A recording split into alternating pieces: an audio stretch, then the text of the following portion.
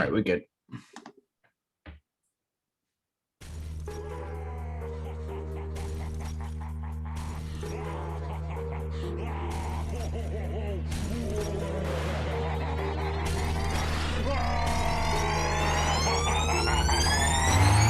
Yeah, we straight chillin', serial killing, pre-cold villains on the mic, got you reeling.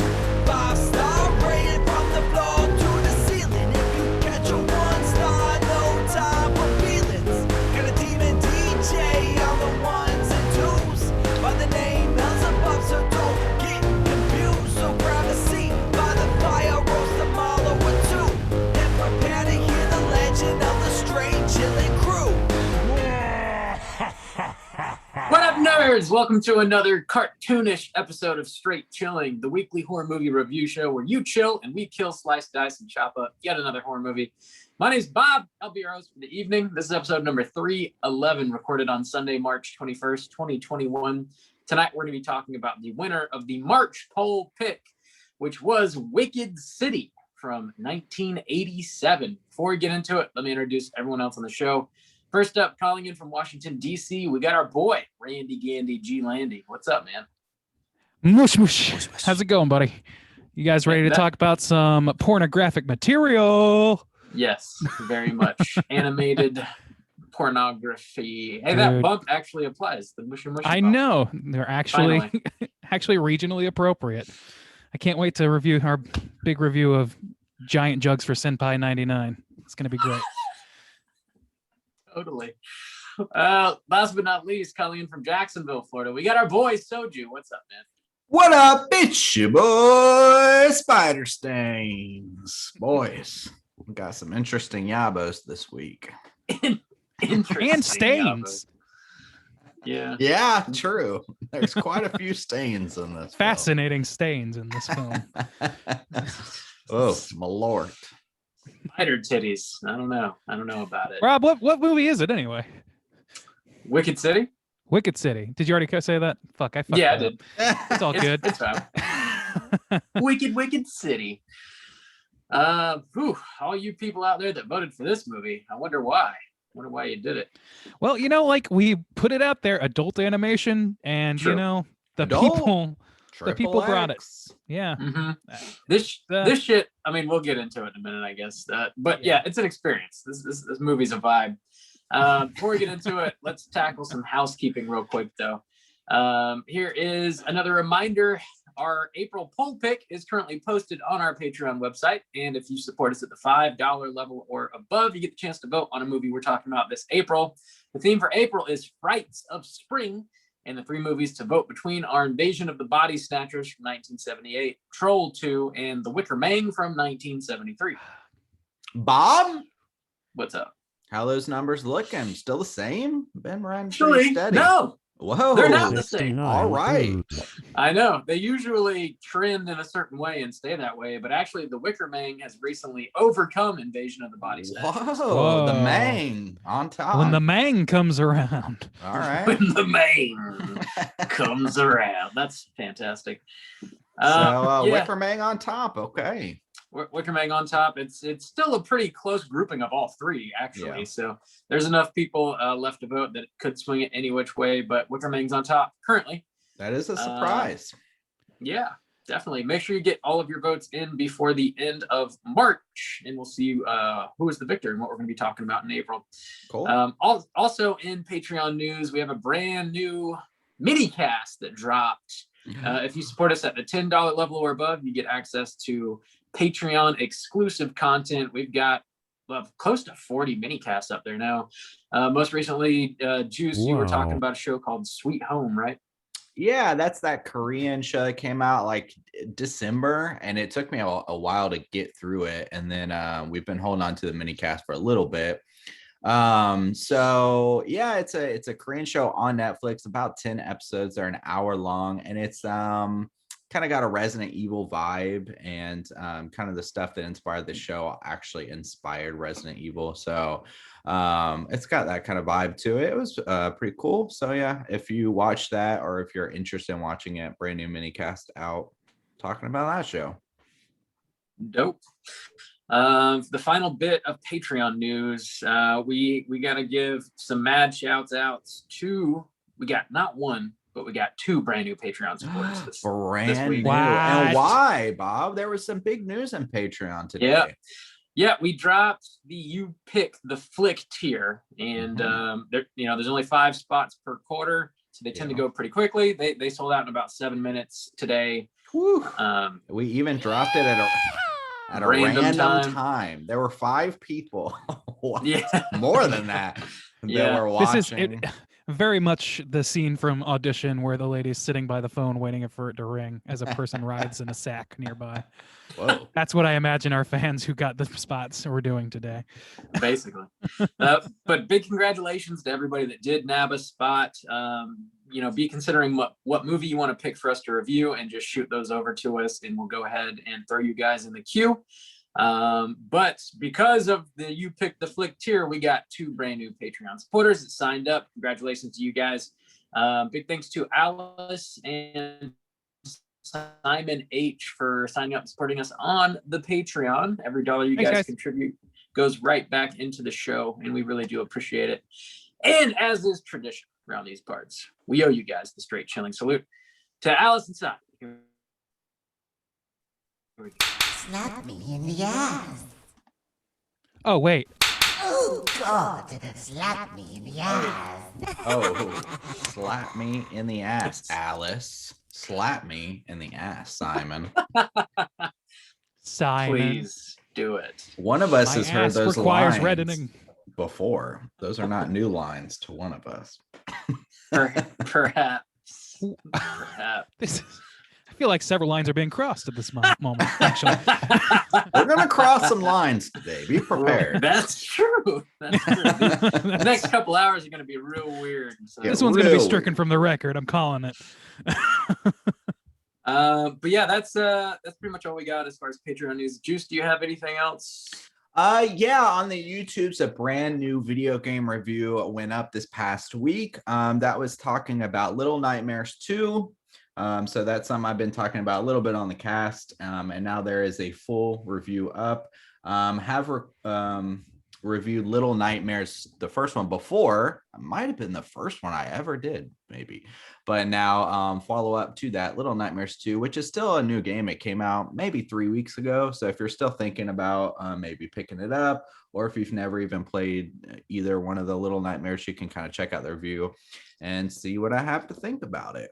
But other than that, my house is clean. Awesome. My house is clean as well.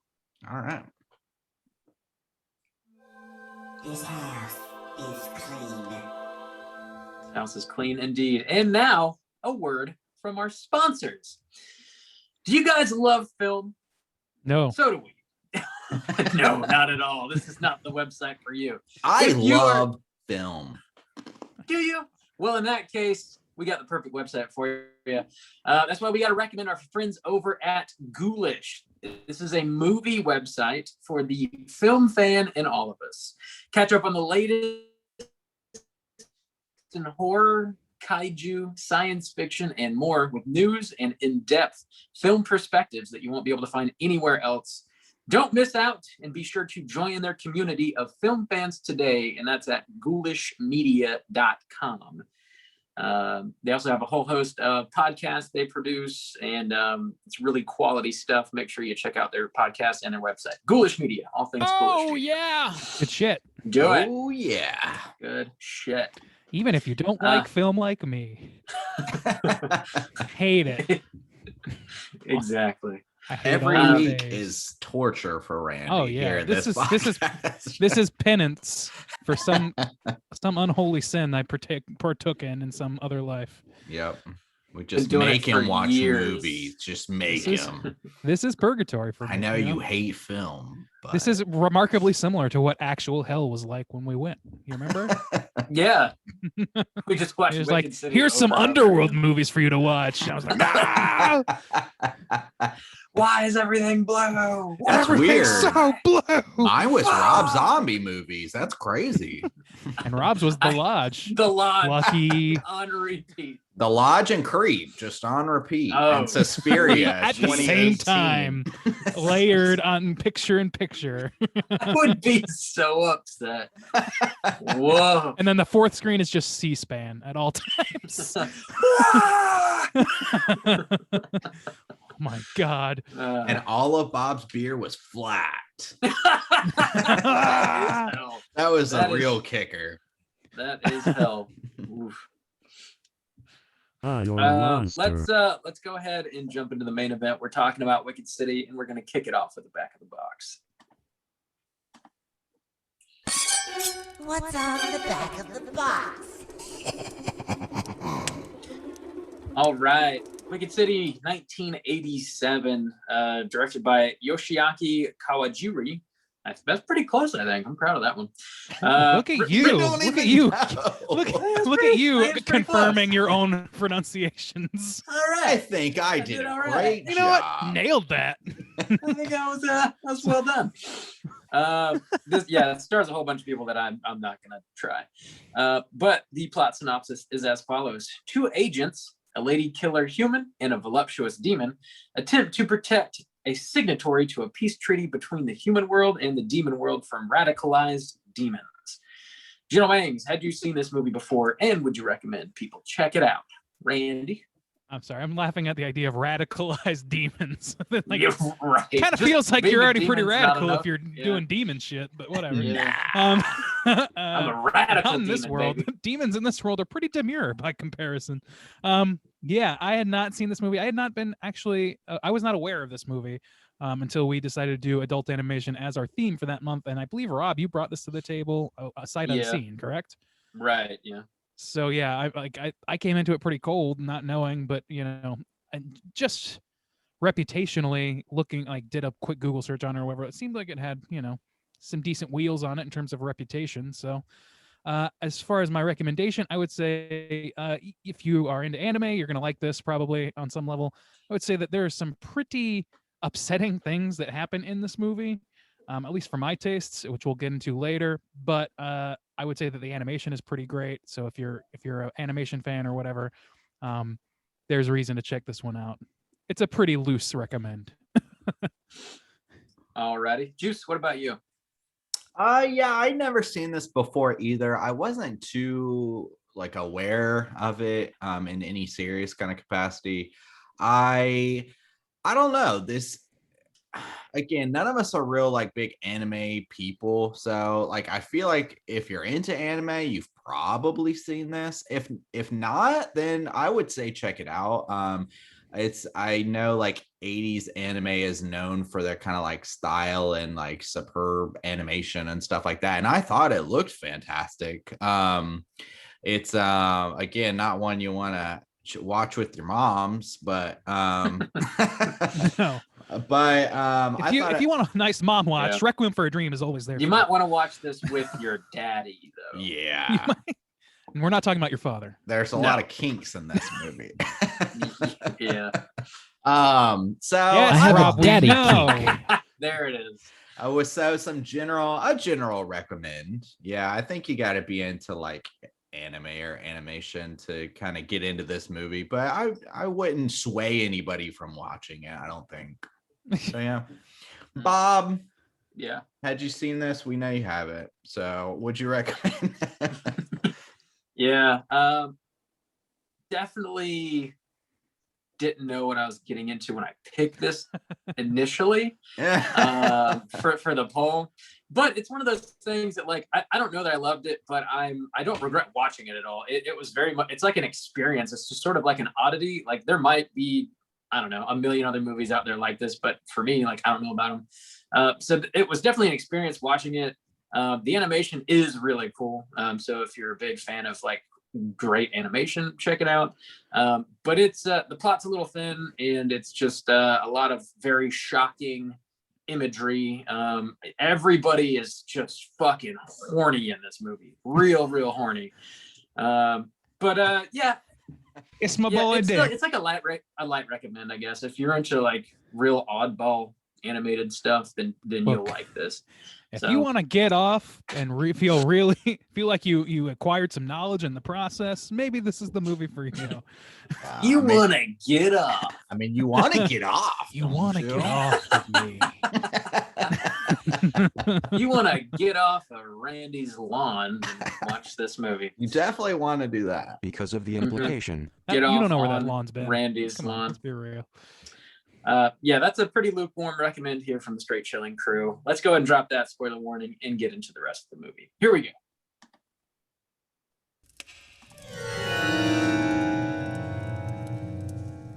Spoiler warning.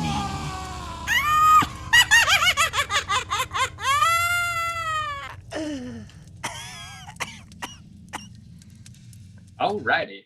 I've got a plot synopsis typed up here. Ooh, this will be interesting. Yeah. It's pretty straightforward, actually. Okay. More so than you would anticipate, but yeah, I'll blast through. It's not too long. So yeah, the movie kind of opens up with our main character Taki having intercourse with a woman who reveals herself to be a demon. She the applause. 3 cheers for She- intercourse is all I'm saying. She Good stuff. yeah, she turns out she is from the quote black world, which is sort of an alternate dimension that's populated by demons. Taki is part of the quote black guard, which helps keep the peace between the black world and the regular world. There's also a peace treaty that's about to expire and it needs to be renegotiated between the two worlds. Myart is a character that's introduced. He's this 200-year-old mystic who's going to take part in these negotiations for the peace treaty. And Taki, along with a supermodel demon named Maki, are both hired to keep Myart safe and escort him to the treaty negotiations. So the three of them, they're heading out, and along the way, they end up staying in a hotel that has these like magical boundaries that are set up to help protect from demons. However, demons do get into the hotel. They have sort of a fight. Myart is able to escape during all the commotion. He ends up going to a soap land, which is kind of like a brothel, because like I mentioned, everybody's horny. He's horny as fuck. So while he's there doing his thing, he ends up getting injured by a demon, and Taki and Maki are able to save him. They have to take him to a hospital, but on the way, Maki is taken prisoner by some other demons. Taki drops Myart off at the hospital and goes back to save Maki. He ends up finding her being raped by a gang of demon radicals. He fights them all off.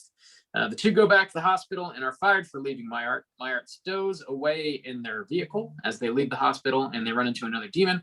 Taki and Maki are injured by some lightning and wake up in a cathedral where they bang. Shadow, which is like a demon creature, shows up and attacks them with some more lightning, and Myart then reveals that it was he who was hired to protect Taki and Maki, not the other way around. The two were teamed up because their genetics allow them to procreate and make a new race of half human, half demons. Myart then fights and defeats Shadow, and three of them go off to sign a new peace treaty. And that's pretty much the movie. Yeah, it is. Yeah, Yeah. yeah. Lots of sex. A in it. movie. That's the movie. Yeah, the plot is fairly simplistic. Yeah. They kind of have a little bit of a Shyamalan reveal twist thing at the end that feels very inconsistent with the rest of the movie.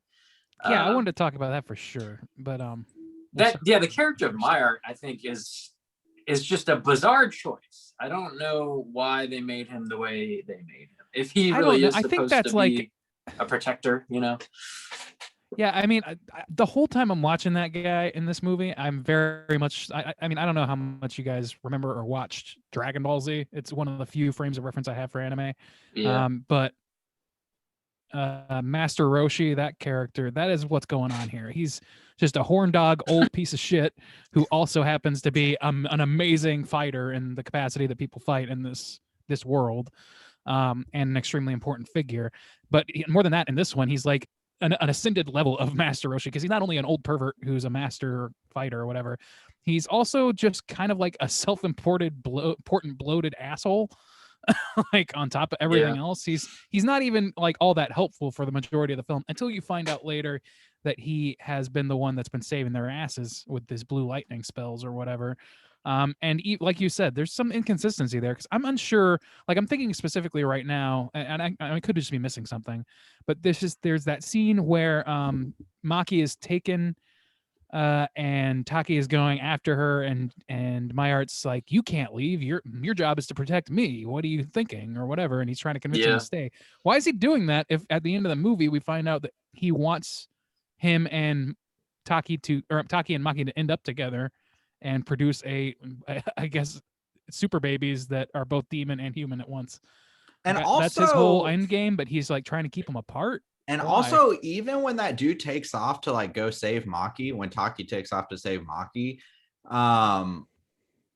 they mention like Mr. Shadow and old Spider Puss. They mention like there's a conspiracy going on, and sorry, Ray's face. Oh, Spider Puss. I just like an accurately described creature. That's Yeah. They're like, oh, there's a conspiracy going on. But if that was true, like if they're able to find out about some kind of conspiracy going on about that, like, oh, these two people, Taki and Maki, are involved, then their bosses that hire them and put them together would know about that conspiracy. So why the shit would they fire them? Yeah. Or Doesn't like make why? sense. It's and like, why yeah, aren't they? There's no end game to that, it seems. And there's also this whole group of people, like they're not the only like black guards or whatever. Uh-huh. Why are they just left alone to almost die constantly? Yeah. I don't know, if in other movies I could see a case being made, like with, a lot of stuff that they didn't include a lot of stuff that would have explained that. And so you could have done something like, say, okay, this is how this guy sees the future, Myart, so he sees how this is supposed to go, and he has to engineer the situation in such a way that these two people end up in these dangerous situations, thereby bonding them at first as partners, then as lovers or whatever. I could see that argument being made, and maybe that's what's supposed to be happening, but that is not clearly communicated. So I feel like that's me doing the work for this movie. Yeah, and the dude, like this guy, Meyer or whatever, his attitude completely shifts, like at the very end, to where he even abandons them in the hotel when somebody threatening shows up. They could potentially kill them, and is like raping the woman. He just goes out the window. He goes to bang. He just leaves to go have some sex. And he and clearly that was. I mean, you got to think that, I don't know. Maybe it was planned for him to be sucked into the body of a woman that he's hired to blow him or whatever, and but why? None of this follows. It makes a lot more sense that this is just a horny old dude than this is a horny old dude with a plan. He's also like trying to bang Maki for the first half of the movie. Why? My argument again, if I wanted to be devil's advocate on that, I'd be like, okay, so he's trying to be an asshole so that Taki can step in and be the gentleman, and try and be a counterpoint to that to push them closer together. Same with having him rescue her from what is essentially a rape, while he goes off to bang. But that seems wildly optimistic. Not just it's that, not but supported really by he the shows up film. at the end and it's like, I'm supposed to protect you. So he says that's his job. That is his job. And yet in the first instant, he bails out of the hotel and allows her to get banged. Yeah. And then in the second instance, he gets sucked into some titties and then becomes paralyzed, and she gets raped and taken again.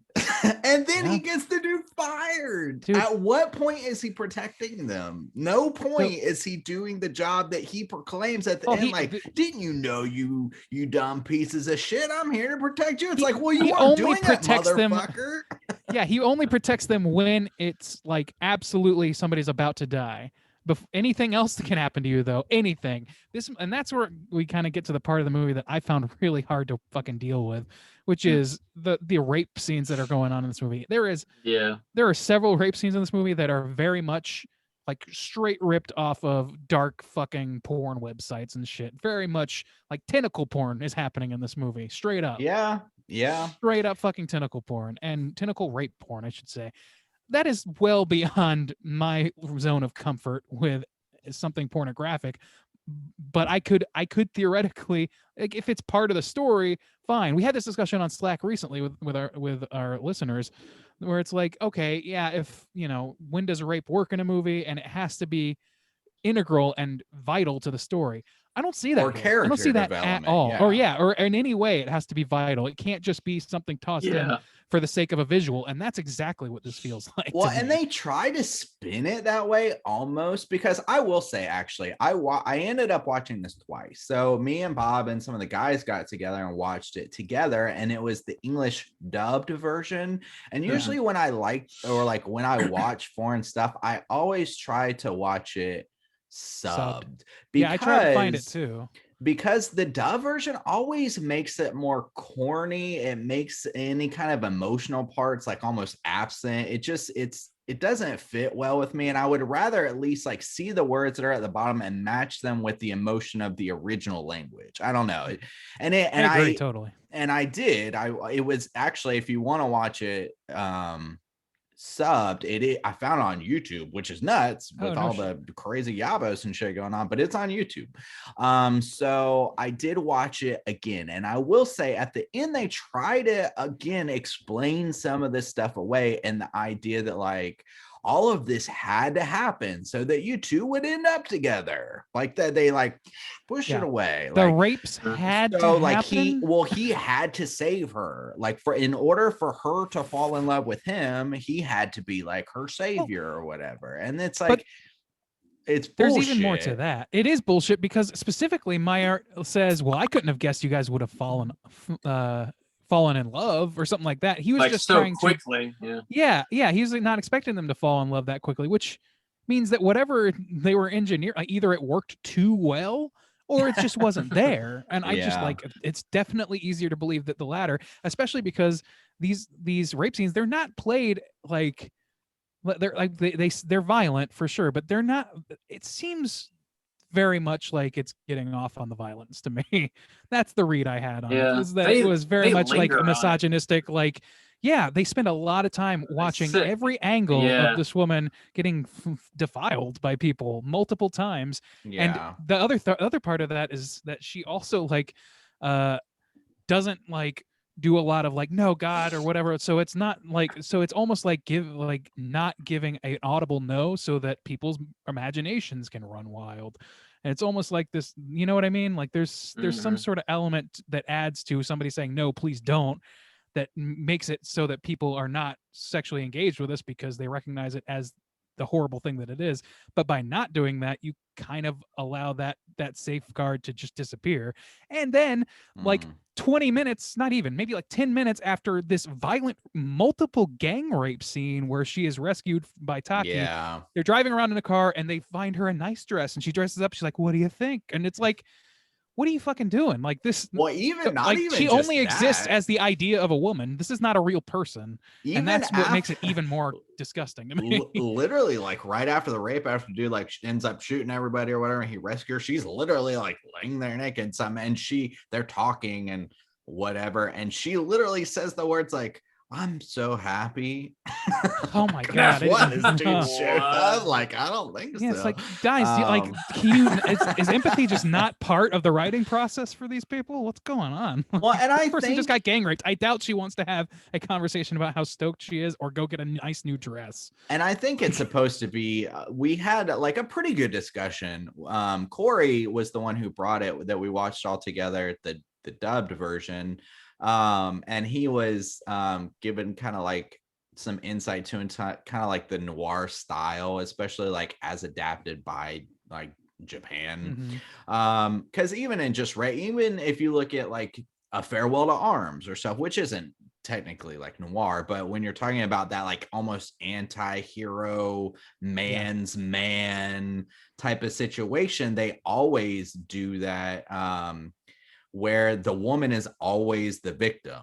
you know, Yeah. like, and Right. she, and anything that the man does is just praised and almost like worshipped by the woman in order to then build that machoism like up even more, you know. Right, Not only did exactly. he save her, but then she's so happy that he's there and she's worshiping his actions.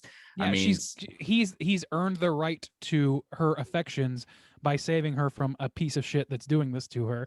And yeah, like there's, I mean, I would imagine there's some gratitude involved, but there's also a human being involved, or well, not in this case, I guess. But there's also a person, like a sentient person who, just went through one of the most traumatic experiences a person can go through.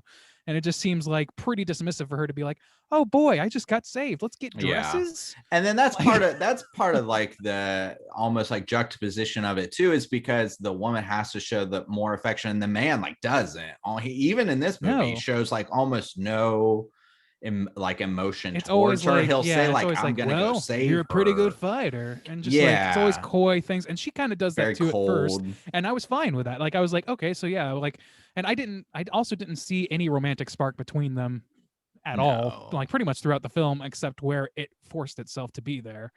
Like, there's no, like, it's hard to see two characters fall in love when one of them is a cardboard cutout of a person and the other Yeah. is not that well developed in and of themselves. Like, I don't know much about Taki even beyond the fact that he's a bit of a womanizer and he's decent at his job, supposedly, and he like just what his job is, the bare facts of his life. So to get an idea of why these people are compatible, like it makes sense that they would respect each other as partners. And I kind of wish that was the film that they went with, but I mean, at least for the sake of the journey or whatever, the believability of it, but it just really didn't. It does kind of call back noir because there's always that thing like the villain brutalizes women, the hero saves women from brutal people, and because of that, the hero gets to be with the girl that he wants to be with, and that girl is always the most beautiful girl of all time, which Yeah. is explicitly stated in this film. Literally stated. Yeah. Look for the most beautiful woman. Why, like, Yeah. why is there a supermodel demon? Like that's such a silly concept. That's what I wanted to bring up too. One of the biggest problems I have with this movie, like even outside the rape stuff, which was like disturbing, I guess since it's animated, it's like somewhat more tolerable, because I usually almost can't stand it. Like I've still never seen like I Spit on Your Grave. I mean, we've covered like revenge and stuff like that, but one of the biggest flaws, if we're able to step back and like almost say like, okay, yeah, there's rape in this, we kind of have to deal with it, but the world building in this is pretty terrible in my opinion, like really fucking loose, especially for as much as they try to throw at the wall and have you like, the whole premise is that there's this peace treaty between these two worlds. We don't see the other world, and anything that comes from the other world is not consistent in any manner. And the things they just like, things just happen and they just want you to accept that it's because they're from the other world, but none of it is consistent in almost any kind of way. I think the world building in this like movie is shit. It's pretty much See, shit. I don't know if I fully agree with that. And to me, like, there's definitely a looseness. I'll definitely give you that. And you can write, like, in my mind, like, okay, these are supposed to be demons. Demons are shapeshifters, so they can use whatever shapeshifty weapons they want. But there's not a whole lot of ground rules for like what kills a demon, what, like all those things. They lay a lot of like pipe down in terms of here's the pipe. relationship. Yeah, lay a There's ton of pipe in lot this pipe movie. being laid. Ooh, that sounds like a hot Friday night. But yeah, so this Does. they do a lot of groundwork in terms of like the relationship. So this is like if you had Game of Thrones, except all the characters were just pawns on a chessboard, like the opening of the show. They don't actually have characterizations, or they have very loose characterizations that are only displayed in like a emoticon level of complexity.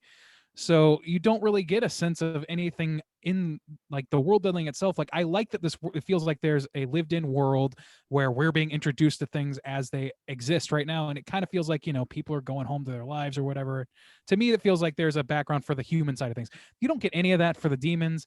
I can understand to some extent why, but it's just, if these demons are able to like shapeshift and do all this sorts of crazy shit, like they just kind of gloss over like why aren't these things able to just kill everybody? Like what is stopping them or besides to just there's a black guard or to just effortlessly blend into the human world. Yeah, like Like whenever if you're we see able to them, be a it's supermodel, the most beautiful woman in the human world, like what's the problem then? Like what like what's the dealio? And it's I mean, racism. I mean, there's so like maybe this thing is supposed to have deal with racism in some way. I don't know. Like definitely talking about different races and what they, they don't trust each other. Could you love somebody of this race? That sort of thing.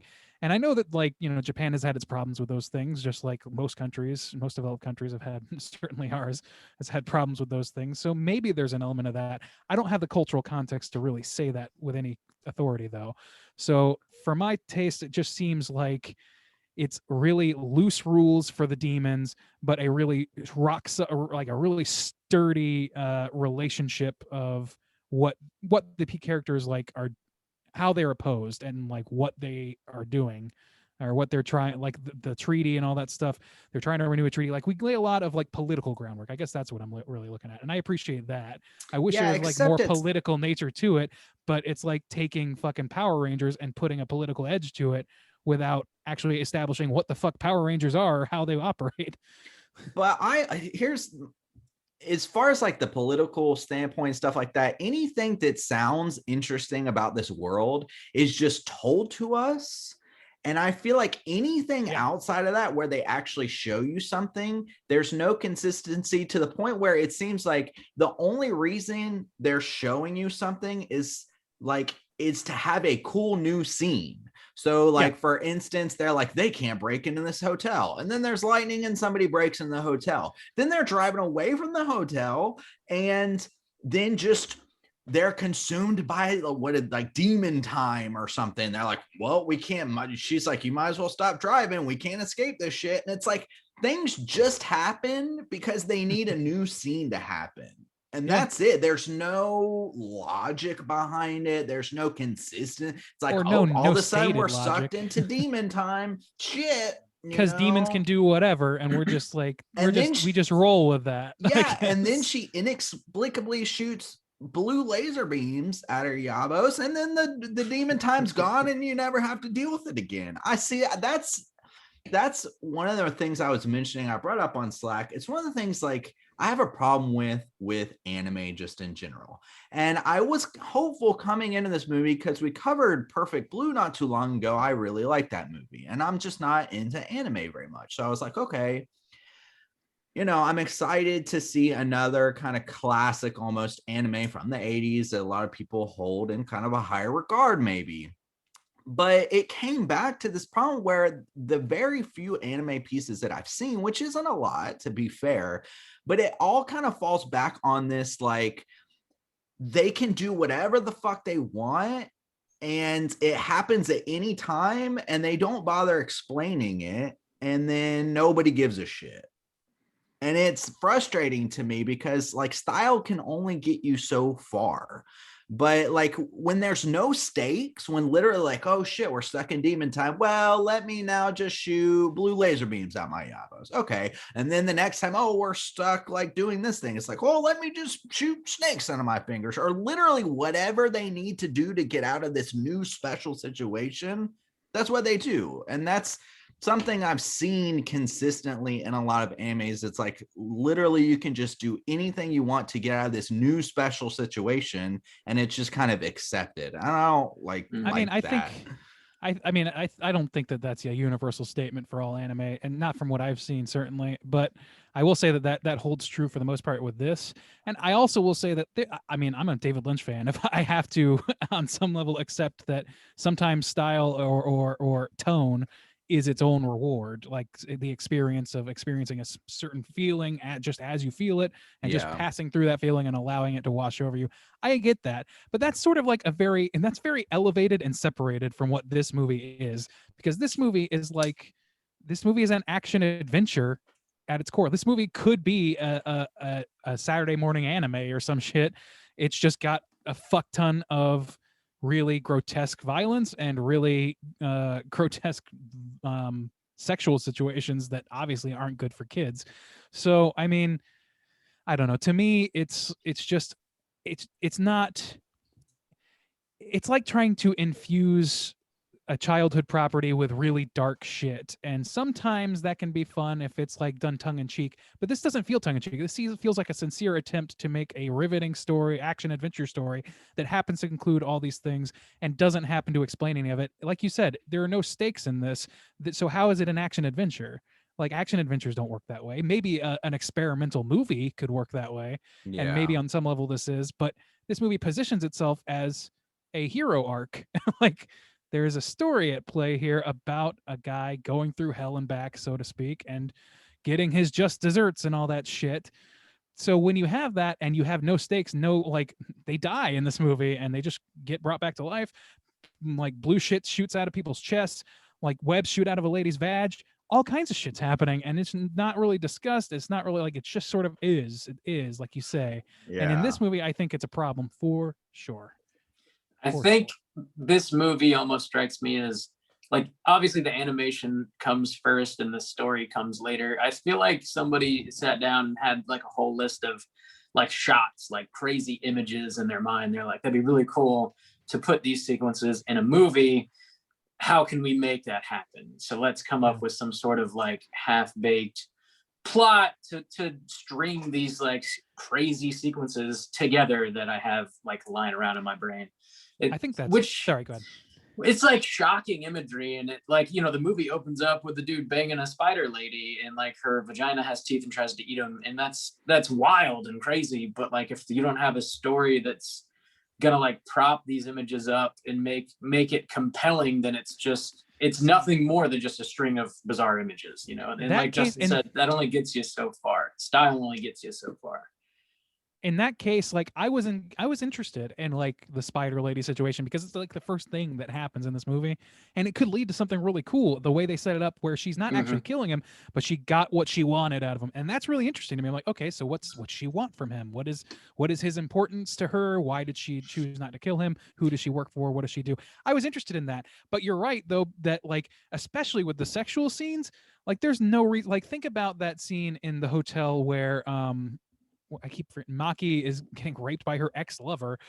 There's no reason for that to happen within the story. We don't know who this guy is. We don't know what their relationship is. We don't know anything except that, like, what they tell us in the scene as this is happening to her, just so that, like, is it just so Taki can come in and shoot the guy? Because they linger a long time for that to be the end goal. Yeah. Like, so obviously the end goal is the animation of that scene, and it is to watch her get raped. Well, and she also too, she ends up almost like saving herself, because then her hair does this crazy thing, which again is just this brand new thing that we've never seen and never see again. Helps her get out of this situation. Her hair just like goes wild and traps this guy, and then like Taki comes in and shoots him. So yeah, it's like, why did she have to wait till all her clothes have been removed and stuff? And so, but I want to talk about this. We had a pretty interesting discussion too, and I wanted to kind of bring it back up because I think there's like a sexual tone that needs to talk about, like, outside of the rape, because there isn't a whole other sexual thing going on here with like the spider lady. And like Bob, one of the first things we were talking about, like when the movie was finished, is Bob was like, what did you say? You're like, this movie was made by like a really sexually repressed person, or like from a sexually repressed culture. It's made by an incel. Yeah, felt like it would have come from a sexually repressed culture. Yeah, because the movie is so hypersexual. Sure. And that's something we had a cool discussion about, and I wanted to talk about that because, like, so outside of the rape, which mostly happens with Maki, which I feel like they're driving a lot at because of the end game of what's supposed to happen with Taki, where he's supposed to save her, and so that seems like the ultimate like disgrace to her that he can save her from, which is terrible. I'm not like justifying it anyway, but trying to wrap my mind around it. But then there's this like spider lady thing that like hangs around by string that shoots out of her vagina. It's got teeth and stuff, and all kind of her yabos are out. So crazy shit. Yeah, some crazy shit. And so I want to talk about that because it's like, we do the Hotline Kinks and, Bob's got his, daddy kink and we all got our things. And I want to Yes, talk I about... do. I Yes, know I do. exactly where we're working up to here. Yeah, well, I mean, everyone's got Well- a kink. Rob's got his daddy thing. Randy's, got some kinks. I love ass to mouth. I mean, there you go. I mean, so it's... Hey, put that brown stain in my mouth. Everybody's That got was the their thing. longest wind up. Wow. But I wanted to touch on the idea that I had an alternate perspective potentially of... So even I was talking about watching like Onibaba earlier this year, and Onibaba is like an older movie that's highly regarded, and Yabos are flying crazy out through that movie. And so Japan is a type of culture that doesn't view just not crazy spider lady vaginas, but just general nudity and general sexuality is not as taboo, especially even like in arts and film and book, as it is here. So even like a film like Onibaba, where everybody's got their yabos out and everybody's just having sex more freely, would be like not as like high art as it is here. And even was it like somebody, maybe Mikey or somebody said like, well, yeah, even the first nudity scene in America was technically Psycho with the shower scene, even though there's no actual nudity.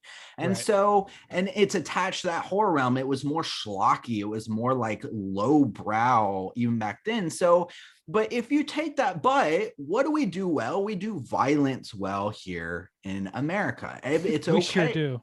No, I know, and so even old movies, Westerns, people are shooting each other, bows and arrows, they're scalping. So as our history with media progresses, violence gets more and more extreme because like you're always looking to capture the audience, you're always looking to one up things like that, to where you get to a point to where like movies like, I know it's not an American movie, but like Brain Dead is the one I kind of brought up. Or even if you look at some of the schlocky 80s stuff where it's all about how much gore can you pour out, how much buckets of blood can you pour out, to the point where like if you took that perspective from a country or a culture that's not used to violence to that extreme, we think of it as almost like funny, like ha ha ha, look at this dude cutting up all these zombies with a lawnmower or shit like that, and there's bucket like so much blood, and we think it's very funny and entertaining. But if you're coming from a culture where violence is not prominent like that, then that would probably make you very sick or physically nauseous, and you would wonder like, why the fuck would anybody watch this shit? Like what is wrong with people where they think this level of violence is acceptable or so funny? you're arguing just like that the cultural difference where violence is to us what sexuality is theoretically to Japan. Exactly, where sexuality is more normal. And so as things progress and as you try to get more edgy, well, then of course you incorporate those things that are normal to cinema to that edge. So now you have a Spider Woman who has teeth in her vagina, and we see that as like, how fucked up is that? Like, oh my God. But to them it's almost like a natural progression because of this particular style, and because sexuality is a lot more prominent in their just general film and media. Like, I mean, there might be something to that. I again, like, I don't have the cultural context to really know what a Japanese fan of this movie might think about the sexuality in it, but I can only say that for my part, what's earned and not earned is the difference here for me, like for any of these any film really, because this, like, okay, think about the story, and this is what bothers me more than anything. Like the visuals, I can get past the visuals. Like I watched a Serbian film, I've seen horrible shit. Yes. And I don't like it, but I can understand there's a cultural context in some cases, and I can appreciate that. In Europe, it's like yabos are flying everywhere too, but you're not always necessarily facing a situation where, and I mean, this is widely spread, so you probably are in several cases, but in this movie you have a hero who is the point of view character named Taki, and he's a badass and he's an anti-hero and he can whoop ass, and he is tricked by a demonic woman first thing in this movie, who steals his seed to do unknown things to it. And then later he meets this woman who he doesn't trust because she's from this other side of the tracks, but they're partnered up, and he's impressed with how she works, and he has to save her from horrible situations where she doesn't really get a personality or anything about it. This is rote misogynist shit. Like, this is not necessarily like the rape itself is not necessarily the like, it's not like inherent misogyny to show rape in a movie. Lots of movies show rape, and it's not always necessarily against women. It's not always, done, haphazardly, but in this movie it is, and it's in service to a storyline that reinforces that women are either demons who steal your seed, or they're virtuous women who you have to rescue from other people trying to steal their virtue. And that's just like, I mean, it's the 80s, so I mean, Lord knows we had our own share of this shit, and every culture in the world has probably had some share of it. That's the thing that bothers me, like to my core, really, is just like this feeling of like the women here are, it's the woman in the fridge thing. It's, these they're placeholders. They're just like MacGuffins in and of themselves more than they are characters themselves. Yeah. That's kind of where I'm at. The original reason I said that this movie felt like it came from a sexually repressed culture, maybe that is not the case, but just specifically talking about like Japanese media, I know that like penetration is not a thing that you can see in like pornography over there. Like, it's censored. They do actually censor some things, even if they have like a lot of nudity in like their normal films or whatever. And maybe they do, maybe they don't. I don't know. I only watch a few Japanese movies in my life, but that might give an animator a reason to like linger on this crazy tentacle rape scene in this movie, and like you really see the penetration. You can't see it elsewhere, so maybe that will give, I don't know, somebody a reason to watch this. Well, and that's one of the problems I have though too, because this movie came out in 1987, and to be honest, I don't know, and I think that's part of the thing is one of the things when Bob said that, I was like, one of the reasons I felt the need to defend it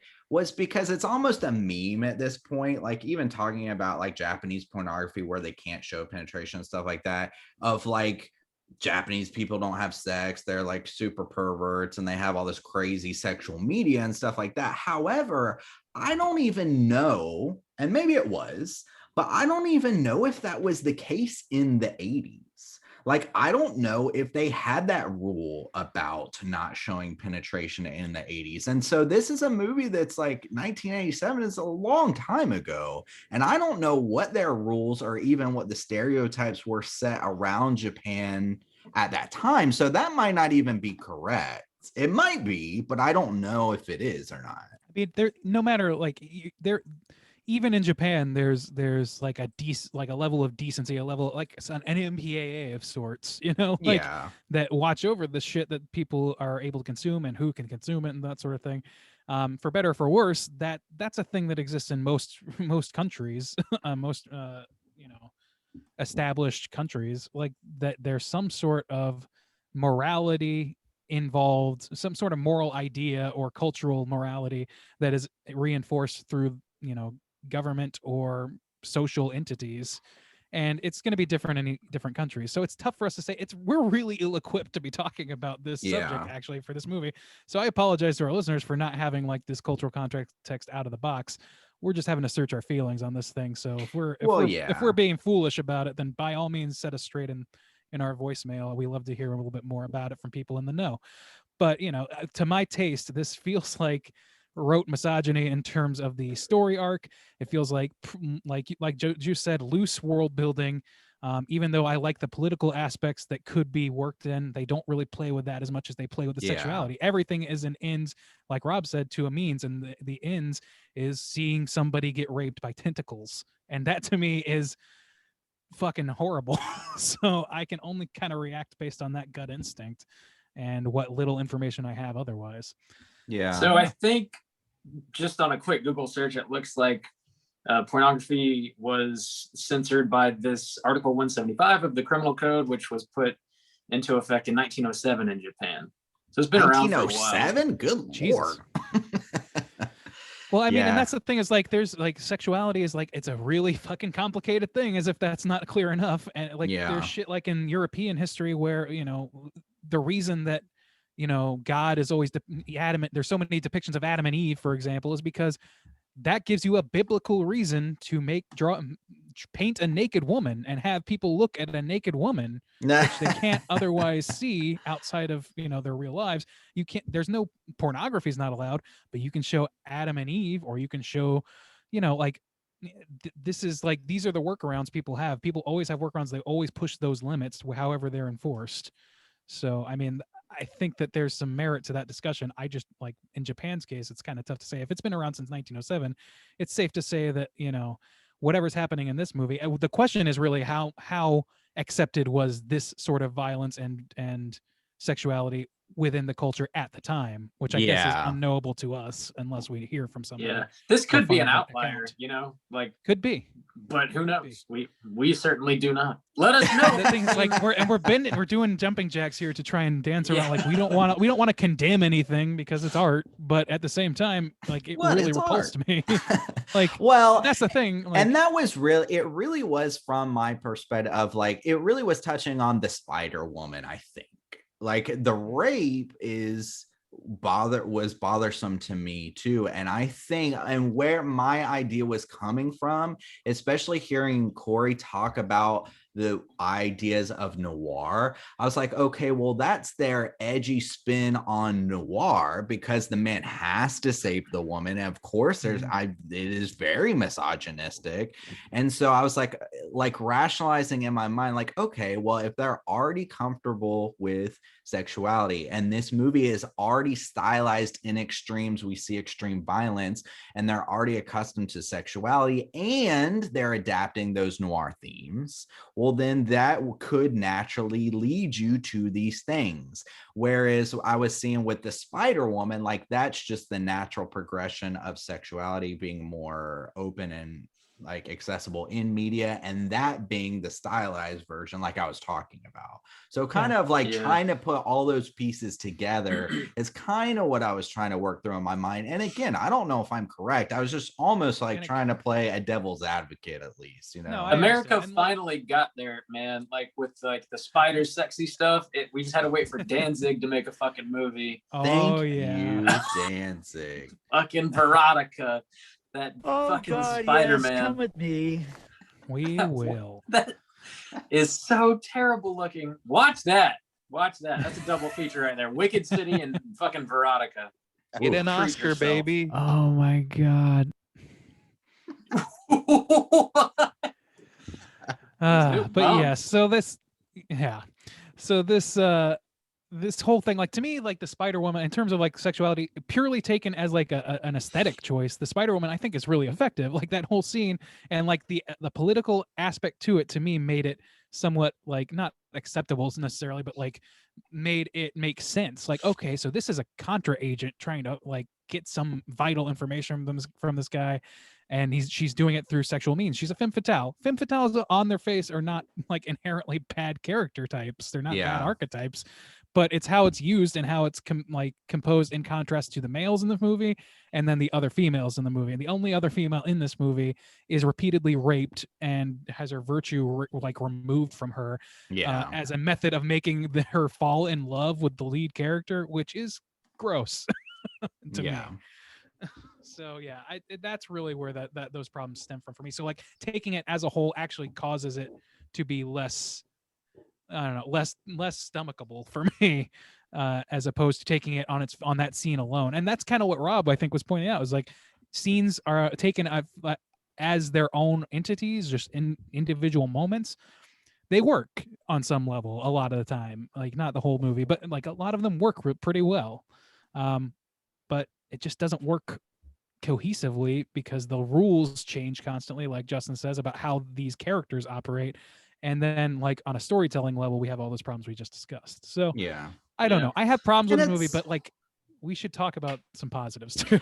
We should. And a lot of this, it's hard too, because a lot of it is in context. And unfortunately, we don't have context. Like not full yeah. context, and it's dangerous sometimes when you take things out of context. Fill me up, Diddy. Yeah. Saw that Wow, one coming as well. Yeah. That's a good one. That's a good one. Yeah. Yeah. Some people aren't afraid of themselves, Justin. We just got to get in there and do our thing. Yeah. Lord. I'm sorry that you aren't comfortable saying this as often as you should, but yeah, people like what live they your like. truth, Soju. Live your truth. Get that incest if that's what you need. I just support it. I don't love it like some people. Oh, okay. There's a key difference there. I just support murder. Just I don't the advocator, Oh yeah, I just advocate for murder. I don't actually do it, so it's all good. Anyway. Yeah, we kind of need to land this plane. Do you guys? Okay, let's talk positives real quick. Can we do that? Okay. Yeah. Or do we want to do it in our sum up? We can do that too. Yeah. Let's do it in the sum up because we're already about an hour in. Let's. Juice, why don't you kick us off here? Out of 5, how do you feel about Wicked City? Okay, so yeah, I will do some positives. I like the style. I like the animation. The way they did coloring this, I like the blue shadowing almost with like the red highlights that they would do a lot through this movie. I really like that. It looks cool and very stylized and a cool like neo-noir thing, like if you're trying to build off that noir where it's a lot of times like based in black and white and stuff and switching it with that blue and red. I really like that.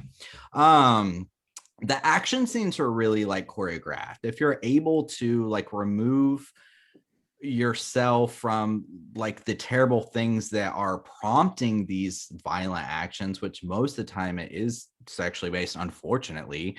I like the physics of like when the kickback of his crazy gun, like it's not just a normal gun and they rationalize. I like those world building aspects and I wish they had fleshed more stuff out like that because it wasn't something they were having to tell me. Like I knew this guy had a special gun. He kind of mentions it, but he didn't have to explain to me like what the bullets were or anything, but just the huge kickback and everything and how it can actually kill demons. I like that. That was cool. And I like the physics of it. And I like seeing it. A lot of the design of the demons. One of them was almost like a Thing rip off where the head came off. Pulled from Thing. Yeah, that was dope. Yeah. But even like the tentacles when they weren't penetrating anybody, like one where they're just like flailing around and like attacking the guy and like just kind of the giant teeth that wrap them up. They were just cool, unique designs that kind of got my mind racing like, oh my God, what is this world like that they're not showing me? And I was okay that they didn't show me. I just like didn't like that it was not very consistent from scene to scene to scene. I got that they were shapeshifters, but like even their abilities, like that one guy, it was like cool to see in the scene. So I get why they do it. But the one guy who shows up at the hotel who screams and just like blows this dude's arm off. Like what? Why was he able to focus his scream specifically on that man's arm? I don't know. It was just that weird. Was an arm specific scream, certain. Yeah. So it's the tone, it's the vibrato. Anyways, I did like aspects of this movie, and when I watched it the second time, the subs definitely made it better. And clearer. I will say that the story was clear to me on the second watch, one because I kind of already knew what was going on, but seeing the words at the bottom, like with the translation, it helped a lot to me. They actually mentioned the word demons and just like different things. I don't know. It was better to me. That's how I prefer to watch stuff like that. Overall, I did not love this like I did Perfect Blue. I think I went into it with a little more hype than I should have. But I was okay to watch it again and got a little more from it the second watch. I don't particularly want to watch it again, but I think I'd be okay if I had to. It's got some cool stuff. It's got some fucked up stuff. It's a bit of a hodgepodge, not well written from a story standpoint, in my perspective. So I'm going to end up at a 2.5. All right, 2.5 from Juice. I'll slide in here real quick. Okay, Bob, out of 5. Of course you will. Wicked shitty. What you got? And it Slide also in here isn't like a penetrating tentacle. you. That's a Oh. bummer. Oh boy, that tentacle is not in me. It's a bummer. It is a bummer, really. Yeah, this movie is like, as far as positives go, I think in my limited experience watching like anime, I think this looks like really, really cool. It I really enjoyed the style of it, the coloring of it. The music was actually pretty cool too. It seems like they composed like several like full blown original songs for this movie. So I like the look and the sound of it. The demons look neat. Like I wish they would have given you a little bit more insight to like what the fuck they are and like where they come from and why they are. But it all just like stylistically is really, really cool. Probably something like if you made a television show out of this where you could like dive a little bit deeper into the world, I think that probably would have served the story a lot better. But then, you know, that brings me to the negative side of things, which is the story is real thin. And I think it only exists at all because you got to have some sort of a story to fill, you know, a 90-minute movie, right? So let's just kind of string these two characters along, and we'll see some real fucked up stuff on the ride here. It just feels sort of like half a movie, like technically and stylistically, it's really entertaining and enjoyable, but the plot is just really not there at all for me. So I'm going to give this a 2.5 as well. Randy, how do you feel out of 5? Yeah. As expected, I kind of have just like a similar variation to what you guys said. So positives, he's going to start with that as well. The animation is really cool. I think that like, especially for its time, from what I've seen of that era, this is like pretty elevated shit. Like this is really well done. Like the body horror stuff is great. They clearly take a lot of inspiration from The Thing and from Blade Runner with its coloring and shit like that, and maybe even from I was thinking of Suspiria at a few points where it was like bright red throughout. That really, you know, that just came out of my mind when I was watching it. There's clearly a lot of Western influence in this movie, and like Justin said, there's like the noir aspect to it, which is kind of part of the Blade Runner thing too, the aesthetic. So aesthetically, this movie is just really fucking cool. I think that's like, I mean, that's probably why it's held in such high regard above anything else, I would think. It also has, like Justin was saying, the action in this movie is fucking cool.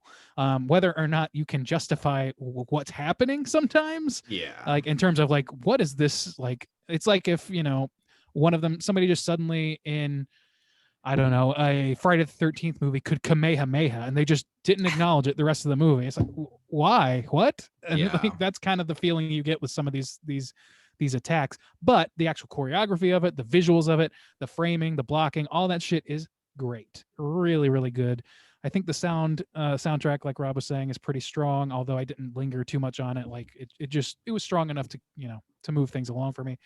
But yeah, it was really just kind of like everything in this movie seems it seems like they took like Saturday morning sort of conflict and tried to infuse it with adult situations, and like even the politics thing, that thing that I was most interested in, that seems like somebody infusing politics into Dragon Ball Z or some shit like that, and it doesn't feel fully fleshed out. And the same is true of the sexuality aspect. It seems thrown in there for the shock value, for the titillation, and for my tastes, it goes way beyond the pale with that stuff to be justifiable for those reasons. So, and then like in terms of the story, I just don't think that this story makes a fuck ton of sense, and the stakes are really compromised because of that. So it's just tough for me. I don't think that this movie is very much beyond its style and aesthetic, like we were talking about. So for me, as much as, and the thing is, I'm an animator, I love good animation and things like that, I feel like compelled to give it a high score for that. But I had a hard time watching this, and I probably won't be watching it again, even though I would have preferred to watch the subs as Justin recommends, because that's another critique. The American voice actors they chose for this are pretty wretched, in my opinion. They're very much like one take wonders where they're just getting it done in an afternoon, it seems like. There's nothing behind it. It's just reading lines. It seems like there's a reason that Cowboy Bebop is lauded for its American voice dubs as being like the exception to the rule, because I feel like this is pretty common to have with anime, like American dubs be so cringy. I gotta say, I've had a flashback of Resident Evil, the original cart, where they had those famously horrendous dubs, or just voice acting, American voice acting. So yeah, that was bad. Anyway, to wrap it up, I think it's got great style and it's got really good craft, except in every category except for the writing and the just some of the shit just really rubbed me the wrong goddamn way. So for me, Yeah. it's a 2. Wow, I thought you'd rate it higher than me, Randy. No, That was my guess. I struggled with this one. They're like, I see a lot of movies and some of them involve rape and some of them are some of them can be justified. This one from the jump never once felt justified. No, So it I just agree. I kept lingering on it, and it's tough not to center every discussion on that. Yeah, and I did not give half star again, just like Perfect Blue for the animated Yabos. No, Good for You're you, a man of the buddy. real world. Good I'm for a you. man with the code. You are a man of the code. We all know this. With Randy's 2-star rating, that's going to put our aggregate at a 2.3. Let's jump over into our Rotten Tomatoes segment and see what the critics and users think about Wicked City. Certified fresh to death. All right, ladies and gents, this is our Rotten Tomatoes segment in which I'm going to ask these two gentlemen to guess, within the best of their abilities, what the aggregate scores are on Rotten Tomatoes for Wicked City, the aggregates of the critics and users. Or at least I would, except there's a slight issue this week in that there are 0 critic reviews for this listed. Really? 0. Man, I This is the don't, first maybe time my for this. impression of this movie, I just thought it was like, I don't know. Maybe I just thought it was hotter. I thought it was held actually in is. yeah, I've seen it like listed among Akira and fucking Yeah. Perfect Blue as like, as a linchpin entry into, adult level anime features. But Yeah. I don't know, like, and this is where and this is the other side of that. I guess that's coming from the audience because there are over 5,000 audience ratings. Okay. So it has following. It's just not really, I guess it doesn't have much from the critics at all. I would, I guess because it's an import, maybe there's just not a lot of English language reviews I don't know if Rotten Tomatoes does, Japanese language reviewers aggregates that or not. Anyway, so it doesn't does matter. not have a critic. There's No literally critic? 0 reviews for them to even aggregate from. So That's there's weird. nothing. Okay. There's no critics consensus because of that. So we're just going to jump right into the user section, over 5,000. Rob, we'll start with you this week. What do you think the aggregate score will be for the 5,000 plus audience members who reviewed this? I think it'll be generally positive, but not overwhelmingly so, because this movie is sort of a tough pill to swallow. I don't see it being like a mega huge crowd pleaser. So I'm going to go with, I'll take the comedy number, 69, please. Damn it. 69 dudes. 69 dudes. I wanted the 69 dudes. You Sorry, always do, dude. Justin. Now you're stuck being one of the 69. Soju, what do you think? What's your score for this film? Yeah, that's weird. I don't know. I'm like kind of on shaky ground now because I think my impression of it is maybe higher than it actually is with no critic scores. I wanted the 69 dudes. I agree with Bob. I think it'll be on the positive side, but since it's so extreme and like since we saw Perfect Blue, I think Perfect Blue is rated higher, but it didn't have these like extremes that this one does. So I'll go down and say 68. 68 percentile. Well, Soju, I got something for you. Hey! Hell yeet Soju this week. He won it by a single point. This is a 67% on Holy Rotten shit. Tomatoes. Damn. So 67. close. Almost the Yeah. ding-a-ling. Almost. Very, very close. I thought Rob was like, with the 69, with the comedy number, he was already edging pretty goddamn close. But Damn. you snaked him. You snaked him good. So I actually Thanks like 2 p.m. Todd for the old hell There- eats. There are 2 actual critic reviews on here with no quotes available, but there was one with a 2.5 out of 5 and one with a 3 out of 5. I don't know why they aren't aggregated. Yeah, at the so top. that would be a pot, but that would make it 100%. No. It would. What I mean, I think it has to be like a 3 or above or something. Oh, to is be it? positive. Okay, then a 50%. I don't think a guess. 2.5 is going to cut it. I don't know that though, but what the fuck do we know? We clearly know nothing is what we're learning from this episode. We don't know shit. We know nothing. So I'm going to read some user reviews, sight unseen, so bear with me. Usually the negative ones are funnier, so I'll start with one of those. 0.5 out of 5. You're joking, right? Besides a few interesting visuals, this movie fails on every level. It's hard to believe it came from the same director as Ninja Scroll. Totally. Don't know what Ninja Scroll is, though. Me neither. Not Was this Ninja guy Scroll. trying to make soft porn? The premise set for this anime could have used much more than this punchline. I agree with that. Now let's read a positive here. Let's see. This anime holds up pretty good. Love the mix of action, sex, and visuals, and the story is solid too. I would recommend, definitely. Yeah, the users are split all over the place on this one. So 67, it's generally positive, as you guys both intuited, but it is not an overwhelmingly positive movie probably because, it's partially shitty. Yeah, there we go. That's our Cool. Rotten Tomatoes segment. Not much more to it this week. Thank you, Randy. There is no trivia on this movie that we could find. So let's go ahead and skip that and move right into Cooter of the Week.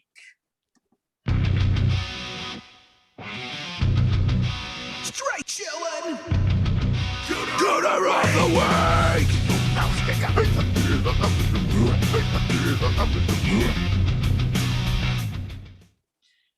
All right, Juice, what exactly is a cooter and why are we hunting them? Let me tell you, I am going to break it down. Cooter is a character type. I am not stalling. I had a mind blank. Cooter is a character type. And a straight chillin' exclusive. Cooter has to hit 3 of these 5 points to be considered a cooter, and the 5 points are sexual deviance, manipulation, smug arrogance, overall look and attire, and overall patheticness. Boys, I think there's going to be quite the cooter hunt this week. I think so. Yeah. So, does anybody want to nominate anyone off the bat? I don't know, man. I kind of feel like the whole movie. Yeah. The writers. The writers. Writer, director. I guess like in the movie, the whole like demon squad, I guess. Really? Yeah. I mean, Yeah.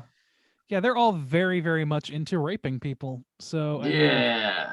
Well, pretty good yeah. cooter stock there. I guess. Okay, so let's. My first actual impression. So let me pose gonna- this: is the little guy? What's his name? My art. Yeah, my art. Little So yeah, I would say if what he says is true, then I guess like a manipulation off the bat. We know he's a Yeah. sexual deviant, like Yeah. crazy. So he's got Even- 2: manipulation, sexual deviancy. He's arrogant Very. because he like throws a fit about some shit in the hotel and like other places. He lets He's got a fucking weird jet look. airliner be exploded that he could have saved people from. Yeah. It's like, pretty oh, I fucking saw that arrogant. coming. Yep, saw that coming. Sorry, family of 5 that And then he happened to be on just- that flight. And then he just grabs an ass. Yeah, he starts grabbing asses and he gets literally sucked into a titty. I mean, it's all it's all pretty So, cootery there. I Look and think- attire. Looking at Tyre, yeah, Rob said here was the other thing too. I assume he's from the demon world, and he's not a shapeshifter, and he's not. He's he- human. They he's- say he's human in the movie. How is he human? I don't know. He's a short little Yoda man. He's a human with He's with got, like, horns. kind of. Yeah, I don't get it either, but that's I at don't least know. in the dub version they did say that. I didn't It's pick not up there. on You that. and I are human, he says at one point. Oh, so really? We can't do X, Y, and Z or whatever. Yeah, some I shit didn't like pick that. up on that. Okay. Which just means he's like a human in the way that that weird little like porcelain doll creature is in fucking Dragon Ball Z. What is it? Tien and whatever. It doesn't matter. Nobody's gonna care. Okay. So okay. So then yeah, I guess looking at Tyre because he doesn't look like a fucking human. He's got fucking horns. Yeah, it's a strange fucking thing to call that weirdo a human on any level. Pathetic is maybe the only thing that he doesn't quite land on, I don't think, because he is quite strong, we find out. And that's really His- the only reason. His Oh. need to bang is pretty pathetic. I would say Okay, the sure, fact yeah. that he had Yeah, sucked yeah. into some titties. is really- If he's you would supposed to think be some master psychic thing, he could and see the plane exploding, yeah, but and he not gets getting sucked into a titty. Yeah, I don't know. That's kind of pathetic. I guess that's a good point. Yeah, I think he's hitting some level of each of them, and some of them quite hard. I think Yeah. though that the demons, like between the sexual deviancy that is readily apparent, their look, obviously, the manipulation involved, they're warring factions of a fucking war. So yeah, they're doing all kinds of things. The problem is they're all kind of one unit. I can't even name one of them. I can't tell the difference between any of them. And so And there's like the Shadow kind of- Master and old Spider Cooch. Other than Yeah. that, Yeah, I mean I know, that's the other than main Spider- squad. oh yeah, other than Spider Woman and the guy who shows up, who ends up being the big bad. Yeah. For some reason, we still don't know what his motivating factor is, except to end the treaty. Why? Who the fuck knows? But that's Yeah, they're all just like extremists. They don't want to get along with humans. I guess. Radical demons. Radicalized. Dude. Mhm. Sign me up. I don't know, the whole thing, the like what we've talked about this whole episode, the rape scenes, the sexual shit with no apparent reason for them to be there except to titillate really twisted minds, in my opinion, is pretty cootery. So to me, I feel like the whole movie strikes me as cootery, and I don't really see a delineation very much between characters. It's a So- bit of Even a like- cooter movie, yeah. Are you telling me it's Cooter City? It's Cooter City, sure. let's do that one. Damn. Tight. It's Cooter City. Yeah, I think we got to book the whole goddamn city and the Dark World also. Yeah. Mhm. I think old Spider Cooch, she makes a pretty good cooter, just like as a standalone, because she manipulates, because she takes the shape of that chick he was gonna date or whatever. She's Mhm. manipulating. Obviously, he doesn't know she's a demon. That's also sexually deviant because technically he's kind of raped in a way. He doesn't know he's actually banging. Yeah, a he's demon yeah, woman. Yeah. yeah. She Under steals false his pretenses, sure. seed as Which well. we don't know why that's We important, do. right? Why? Yeah, because later on they discover the whole thing is that he is capable of breeding with demons. Okay, So so they is know Maki. that. That they Yeah. know that because I guess they somehow test his seeds. So she could get Sperm. pregnant too. She could. I mean, well, Well, no, because spider babies. Maki is also uniquely Oh, yeah, qualified that's for that true. somehow. Okay. Although they don't tell how they know Yeah. that. I don't. Ooh. That's something I didn't think about. Um, It's just all assumed right. somehow. I guess because fucking Mayart is just psychic enough to know. I would say But she's not got psychic enough to know be wary of titty. I would say Like, she's it got is- looking attire when she's coming down that string. Dude, she bursts webs straight from the cooch at Oh, one point. We didn't even talk about how her entire body becomes a giant vagina. We didn't talk True. about that at yeah. all. Yeah. Well, was that her? I think that was a different person. No, even. it was her, and she's all of a sudden. Here's another one of those moments. All of a sudden, she can hypnotize him with her earring. That's a and then different her- woman. That is a different woman. Yeah, because she gets killed. That woman gets killed, and the spider rescues. What's his I name? think it's the same person. Well, the fact that we can't tell is not Yeah. a sign. I don't know. Yeah, I couldn't tell you. I It's thought it was I'm the pretty same. convinced that it's a different woman. but Because I they mean, both I'm came welcome- back to happy believe. life. Mr. Shadow Guy and Spider Cooch. I thought they just like were more powerful and didn't die from the No, I gun. thought she was like off, like as a second stringer, and then she had to take over on his behalf. Okay, yeah, we And have but no that woman who idea. became a vagina got shot by what's his name's gun, and we didn't see any regeneration. I scene thought from when her. she flew look, she back looked from the different to me. gunshot, I thought she had the spider legs. That's the only reason I thought that. I guess But the we important just thing is don't that know. we don't know, and what we do know is that this movie's a goddamn cooter. I say we book this bitch. Book it. I like it. The whole thing. Round them up. Looks like we caught them. All right, boys. It's time to relax, kick back, let our hair down. Talking about what we've been watching this week. Hey gang, what you been watching? Hey, Randy, what you been Hey, watching? Bob. There's actually, like, in contrast to last couple of weeks, quite a few things. I'll try and zoom through a few of them. I watched the South Park Q special. It was quite enjoyable. They kind of summed up, a path forward quite nicely at the end. And as usual, they pulled very few punches. Sometimes they're on the money, sometimes they're not, just like, every episode. But I think it was pretty goddamn funny. So points for that. I watched a movie that Becky had recommended, or not recommended. Becky had shown an interest in, called Deadly Illusion, which has one of the women from Sex and the City playing a writer with writer's block who writes thriller novels.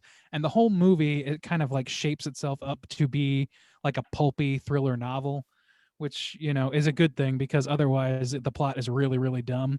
They hire a nanny to come in who, may or may not be like, fucking her husband, and may or may not be like, creating subterfuge in her life. And without giving away like what the answer to all this stuff is, it's a pretty goddamn it's like reading a pulpy mystery horror novel. And it has quality to match. It's not a great film, and it's pretty silly in a lot of ways. Some of the performances are a little wooden, but it's thrilling enough. Not a strong recommend.